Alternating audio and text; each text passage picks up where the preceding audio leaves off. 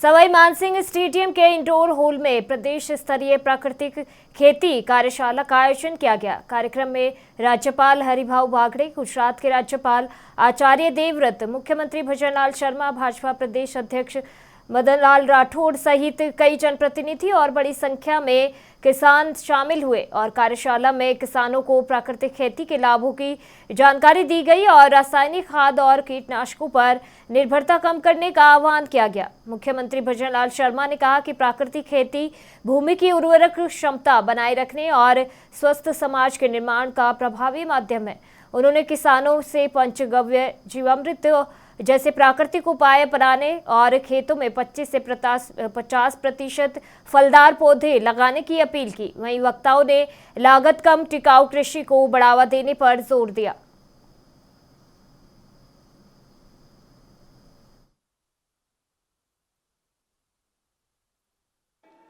माननीय भजनलाल जी शर्मा, हम चाहते हैं कि हमारा किसान मजबूत हो, लेकिन मैं एक बात जरूर आपसे कहना चाहता हूं मेरे भाइयों, आप प्राकृतिक खेती के तरीके देखें। पंचगव्य, जीवामृत, बीजामृत, मिलचंग को अपनाकर मिट्टी दोनों को सेहत बनाएं। और प्राकृतिक खेती जब हम करेंगे, मिट्टी की उर्वरा शक्ति फिर से बढ़ाने का काम करेंगे, तो कृषि उत्पादकों पोषक तत्व मात्रा बढ़ाएंगे तो निश्चित रूप से हमारी मिट्टी उपजाऊ भी होगी। मैं एक बात और आपसे कहता हूं मित्रों, हम किसान हैं और किसान वो है जिसमें फल भी होते हैं। तो मैं आपसे ये भी कहूंगा कि हर किसान को 25-50 पेड़ फलदार भी लगाने चाहिए। एक अनुभूति होती है और अनुभूति ये होती है कि आपके खेत का आम जब किसी रिश्तेदारी में पहुंचाओगे तो उनको भी लगेगा कि आम हमारे खेत के वहां से आए हैं। आप भी कहीं लेकर के जाओगे कि अमरूद मेरे यहाँ के, ये अनार मेरे यहाँ के, और आप देख रहे हैं कि लोग कहते हैं कि अनार और अमरूद कैसे होते हैं। अरे आप देख लो, सवाई माधोपुर अमरूद का हब बन गया। जहां बालोतरा, बाड़मेर, मेरा देश में सबसे अच्छा अनार होता है तो बालोतरा और बाड़मेर के अंदर होता है। सबसे अच्छा किन्नू अगर पैदा होता है तो हनुमानगढ़, गंगानगर में होता है। मैं आपसे यही कहना चाहता हूं, हमारे राजस्थान में क्या नहीं होता, सब कुछ होता है। आप थोड़ा सा उधर बढ़िए, जैसलमेर की आप बात करते हैं। अरे जैसलमेर का हमारा जो खजूर है वो दुबई से अच्छा है, दुबई से अच्छा है। आज आपको आचार्य जी ने कहा है कि आप प्राकृतिक खेती करो।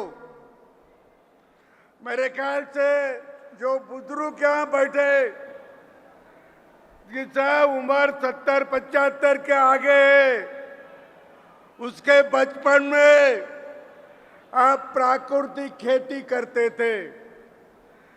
केवल रासायनिक खादों का उपयोग ये 60 साल में हुआ, इसके पहले नहीं हुआ था। 60 साल के पहले पूरा का पूरा प्राकृतिक खेती था।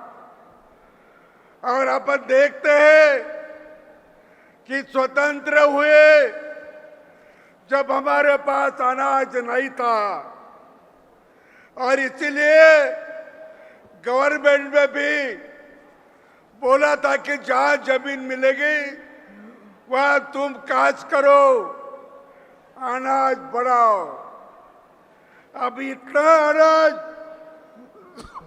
हमारे किसान बंधु ने लाया कि पहले अपनी स्वतंत्र के बाद अपनी लोक संख्या केवल 34 करोड़ थी, उनको भी अनाज नहीं मिलता था।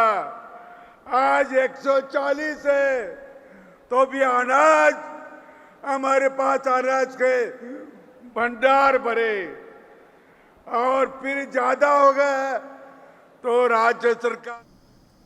राजधानी जयपुर के सूचना केंद्र में केंद्र सरकार के 12 वर्षों की उपलब्धियों और जन कल्याणकारी योजनाओं पर आधारित 3 दिवसीय जिला स्तरीय प्रदर्शनी का शुभारंभ किया गया। प्रदर्शनी का अवलोकन राजस्थान के उप मुख्यमंत्री प्रेमचंद बैरवा और हवा महल विधायक बाल मुकुंद आचार्य ने किया। इस दौरान दोनों नेताओं ने विभिन्न विभागों के स्टॉल्स का निरीक्षण कर युवाओं से संवाद किया और प्रदर्शनी में केंद्र सरकार की योजनाओं, उनके प्रभाव और लाभार्थियों से जुड़ी जानकारी प्रदर्शित की गई। उप मुख्यमंत्री प्रेमचंद बैरवा ने कहा कि केंद्र सरकार की योजनाओं ने विकास को अंतिम छोर तक पहुंचाने का काम किया है। उन्होंने कहा कि भारत 12वीं अर्थव्यवस्था से आगे बढ़कर विश्व की चौथी सबसे बड़ी अर्थव्यवस्था बना है और महिलाओं, किसानों और युवाओं के सशक्तिकरण के लिए अनेक योजनाएं प्रभावी रूप से संचालित की जा रही हैं।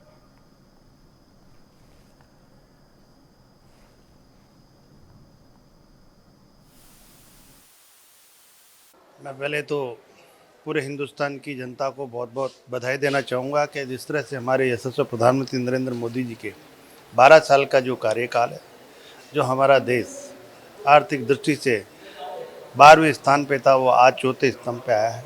और इन 12 साल की उपलब्धियाँ जो है हर वर्ग, हर क्षेत्र के लिए, हमारी महिलाओं के लिए, तो हमारे युवाओं के लिए, तो हमारे किसानों के लिए और हमारे पिछड़े और जो अंतिम छोर पे बैठे व्यक्ति है, उनको आगे लाने की, समाज की मुख्य धारा में लाने के लिए कई योजनाओं के द्वारा जो लाभान्वित किया है। निश्चित रूप से ये 12 साल एक स्वर्ण अक्षरों से लिखे जाने वाले हैं। और आज ये यहाँ पे प्रदर्शनी हमारे जो 12 साल में जो हमारे माननीय प्रधानमंत्री जी के द्वारा जो योजनाएं चलाई जा रही है और जिन योजनाओं में कितना लाभ हुआ है और कितने लोग इससे लाभान्वित हुए हैं, उसकी ये प्रदर्शनी आज रखी गई है। निश्चित रूप से मैं इन 12 साल के लिए तमाम हिंदुस्तान की जनता को बहुत बहुत धन्यवाद देना चाहूँगा और माननीय यशस्वी प्रधानमंत्री नरेंद्र मोदी जी का आभार व्यक्त करना चाहूँगा और उनको और आगे भगवान अच्छी शक्ति दे और आगे और हमारा जो उनका विजन है विकसित भारत 2047 का, वो पूरा हो। आदरणीय प्रधानमंत्री नरेंद्र मोदी जी के नेतृत्व में गुजरात मॉडल की बात हुई, ऐतिहासिक गुजरात को तैयार किया गया। कहीं ना कहीं गुजरात आज़ादी की बात से जिस प्रकार से राजस्थान पिछड़ा था, गुजरात भी कहीं ना कहीं पिछड़ा हुआ था।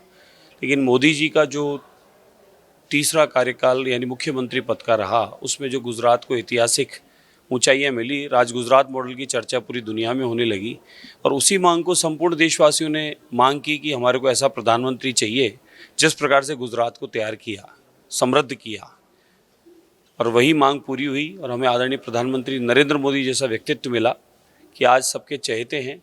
देश ही नहीं तो पूरी दुनिया में आदरणीय मोदी जी का सम्मान, गौरव इस भारत के साथ बढ़ ही रहा है। उसका सबसे बड़ा कारण, उदाहरण है कि आदरणीय मोदी जी के काम, नीति देश को मजबूत किया हर क्षेत्र में। क्या युवा हो, क्या मातृशक्ति हो, क्या गरीब कल्याणकारी योजनाओं के माध्यम से अंत्योदय की आदरणीय पंडित दीनदयाल उपाध्याय जी की उस संकल्प को पूरा करने का काम किया हो, अंतिम छोर में बैठे व्यक्ति तक सरकारी योजनाओं का लाभ पहुँचे और वह समृद्ध हो। उद्यमियों को भी भारतवर्ष में कुछ ना कुछ आवश्यकता होती थी तो विदेशों पर निर्भर रहना पड़ता था।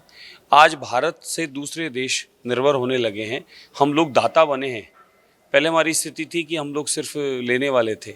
हर क्षेत्र में कितनी चर्चा करें तो कई दिन कम है।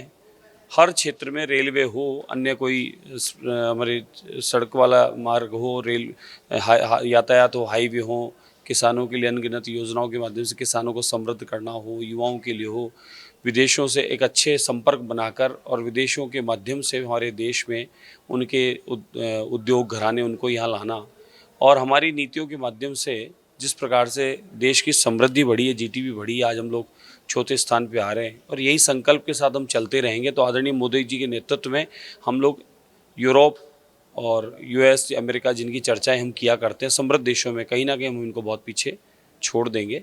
देश आत्मनिर्भर हुआ है, देश विश्व गौरव, विश्व गुरु और विश्व बंधु के रूप में हुआ है। अन्य देशों की भी मदद लगातार कोरोना काल से लेकर अब हम लोग करते आ रहे हैं। तो यानी हमारी जो देश पहले कभी पिछली पंक्ति में खड़ा हुआ करता था, मोदी जी के नेतृत्व में अगली पंक्ति में रेड कारपेट पे मोदी जी हमें नज़र आते हैं। तो बहुत सारी अनगिनत योजनाओं के द्वारा देश को समृद्ध किया है। देश की योजनाओं के माध्यम से देश के हर वर्ग को लाभ मिला है। तो आदरणीय मोदी जी के नेतृत्व में जो ऐतिहासिक काम हुआ है, ये उसकी प्रशंसा और चर्चा हर एक चलते आम आदमी से कर सकते हैं, प्रत्येक व्यक्ति से कर सकते हैं और उसका हम सब लाभ पूरे देशवासी मिलकर ले भी रहे हैं। तो 12 साल मोदी जी के बेमिसाल और इसी क्रम में मोदी जी लगातार हैट्रिक बनाते रहेंगे और देश के विकास और समृद्धि की ओर आगे ले जाते रहेंगे। देश का अध्यात्म हो, देश का विकास हो, देश का तिरंगा और देश का भगवा दोनों देश और दुनिया में लहरा रहा है। सवाई मानसिंह इंडोर स्टेडियम में आयोजित किसान मोर्चा की प्रदेश स्तरीय प्राकृतिक खेती कार्यशाला के दौरान भाजपा प्रदेश अध्यक्ष मदन राठौड़ के बयान ने राजनीतिक हलकों में नई चर्चाओं को जन्म दे दिया है। मंच से किसान मोर्चा प्रदेश अध्यक्ष कैलाश चौधरी की सराहना करते हुए राठौड़ ने उनके राजनीतिक भविष्य को लेकर भी संकेत दिए। उन्होंने कहा कि भाजपा में किसान मोर्चा का प्रदेश अध्यक्ष पद महत्वपूर्ण माना जाता है। उन्होंने पूर्व नेताओं का उदाहरण देते हुए बताया कि किसान मोर्चा का नेतृत्व करने वाले कई नेता आगे चलकर केंद्र सरकार में मंत्री बने। इसी क्रम में उन्होंने मुस्कुराते हुए कहा कि शायद अब कैलाश चौधरी की नजरें भी ऊंचे लक्ष्य पर हैं। राठौड़ ने कहा कि यदि वे इसी समर्पण और मेहनत से कार्य करते रहे तो उन्हें आगे बढ़ने से कोई नहीं रोक सकता। उनके इस बयान के बाद कार्यक्रम में मौजूद नेताओं और कार्यकर्ताओं के बीच चर्चाओं का दौर शुरू हो गया है।